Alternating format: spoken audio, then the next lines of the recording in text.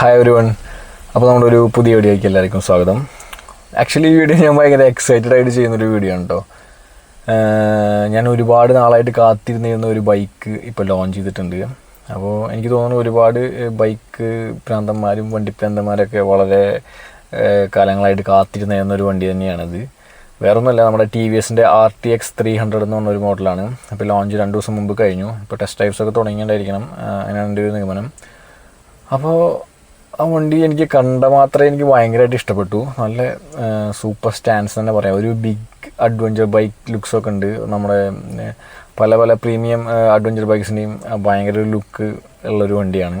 TVS ശരിക്കും പണിയെടുത്തിട്ടുണ്ടാക്കിയ ഒരു വണ്ടിയായിട്ട് എനിക്ക് തോന്നണേ. നല്ല കാണാനും മുതൽ fit and finish build quality എല്ലാം ഭയങ്കരമായിട്ട് എനിക്ക് ഫീൽ ചെയ്യുന്നുണ്ട്.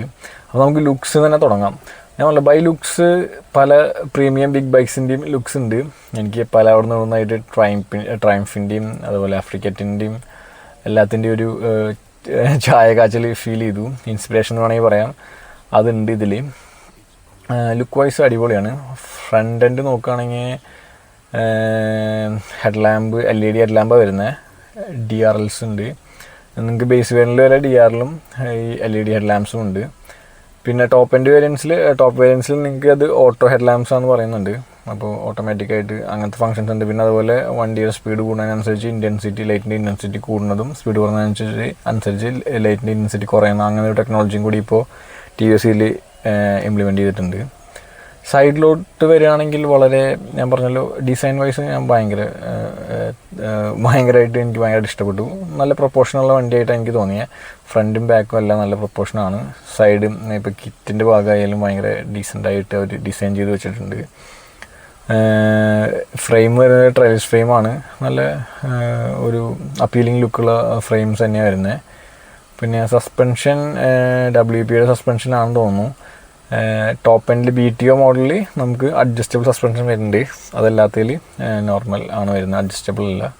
ഫ്രണ്ട്ലി USD ഫോക്കാണ് വരുന്നത്. പിന്നെ അതുപോലെ വണ്ടിയുടെ ടെക് വൈസ് നോക്കുകയാണെങ്കിൽ ഈ സെഗ്മെൻറ്റിൽ ഇപ്പോൾ ഇറങ്ങിയതിൽ വെച്ചിട്ട് ഏറ്റവും ടെക് വൈസിൽ ഹൈ വണ്ടിയാണിത്.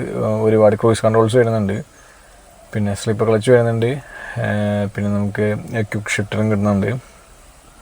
അതുപോലെ എന്നെ ഒരുപാട് ആകർഷിച്ചത് ഇതിൻ്റെ പെയിൻറ്റ് സ്കീംസൊക്കെ ഭയങ്കര അട്രാക്റ്റിംഗ് ആട്ടോ. ഒരു BTO മോഡലിൽ നമുക്കൊരു ഗ്രീൻ കളർ വരുന്നുണ്ട്. അത് ഭയങ്കര ഒരു കില്ലിങ് ലുക്ക് തന്നെയാണ്.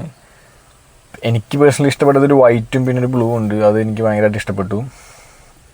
പിന്നെ ഇതിൽ അടുത്തൊരു ഇൻട്രസ്റ്റിംഗ് കാര്യം പറയാനുള്ളത്, ഇതിൽ വന്നിരിക്കുന്ന എൻജിൻ നമ്മുടെ സാധാരണ നമ്മൾ TVS യൂസ് ചെയ്തിരുന്ന BMWയുടെ 310cc എൻജിനല്ല.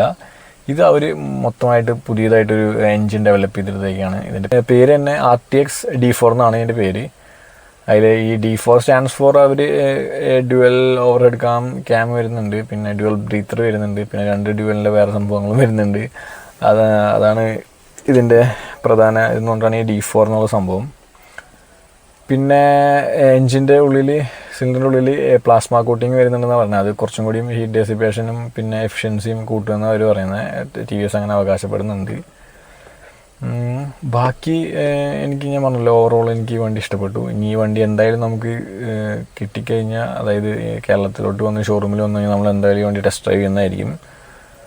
ഇതുവരെ എനിക്ക് ഭയങ്കര എക്സൈറ്റഡ് ആയിട്ട് തോന്നി. ഇതിൻ്റെ ഇപ്പോൾ റൈവൽസിന് ശരിക്കും ഇതിൻ്റെ റൈവലായിട്ട് വരുന്നത് നമ്മുടെ KTMൻ്റെ അഡ്വഞ്ചർ 250 ആണ്.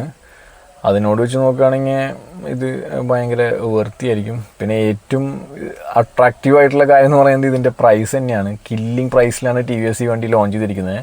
അതായത് 199 lakhs, അതായത് 2 lakhsന് തൊട്ട് താഴെയായിട്ടാണ് ഇതിൻ്റെ ബേസ് വേരിയൻറ്റ് അവർ കൊടുക്കാൻ പോകുന്നത്. അതായത് 2 ലക്ഷത്തിൻ്റെ ഉള്ളിൽ നിങ്ങൾക്ക് കിട്ടാവുന്ന ഏറ്റവും value for money adventure bike എന്തായാലും ഇതായിരിക്കും. ഇതെനിക്ക് കണ്ടിട്ട് എനിക്ക് കൂടുതൽ തോന്നുന്നത് ഓഫ് റോഡിങ്ങിനായിട്ടും കൂടുതൽ ഒരു ലോങ് ടൂറിന് പറ്റിയൊരു വണ്ടിയായിട്ട് എനിക്ക് തോന്നണേ. ഓഫ് റോഡിങ്ങും പറ്റുമായിരിക്കും, പക്ഷേ ഒരു കോർ ഓഫ് റോഡർ പോലെ നമുക്ക് യൂസ് ചെയ്യാൻ പറ്റും. മേ ബി എക്സ്പൾസൊക്കെ എടുക്കുന്ന അബ്യൂഷൻ ഒന്നും ഇതിന് പറ്റില്ല എന്നാണ് എനിക്ക് തോന്നുന്നത്. എന്തായാലും നമുക്ക് വണ്ടി ടെസ്റ്റ് ഡ്രൈവ് ചെയ്യുമ്പോൾ എല്ലാം നോക്കാവുന്നതാണ്. ഞാനിതുവരെ ഭയങ്കര ഇമ്പ്രസ്ഡ് ആണ്. അപ്പോൾ നമുക്ക് എന്തായാലും വണ്ടി കിട്ടിയിട്ട് ബാക്കി കാര്യങ്ങൾ നോക്കാം. അപ്പോൾ അതൊരിക്കും ബൈ.